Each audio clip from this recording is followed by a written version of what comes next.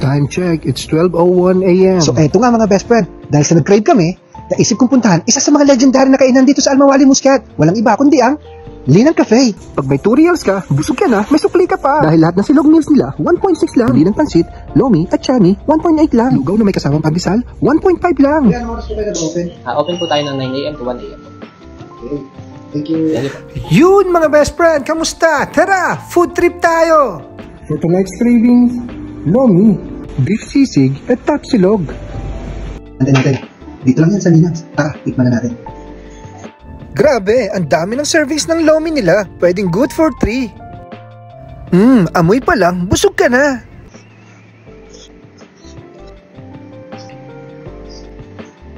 Tikman na natin. Beef sisig, malasang malasa.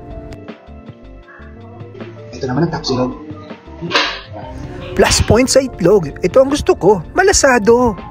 The best talaga tong tapa, tender na, juicy pa. Masarap talaga. Legit. Masarap, legit. Ito naman ginawa natin sa sausawan. Ketchup, suka, at konting chili lang. Comment kayo kung sinong gumagawa ng gatong sausawan na. Let's go. Sarap ito yung Yun mga best friend, craving satisfied na naman tayo. Approve!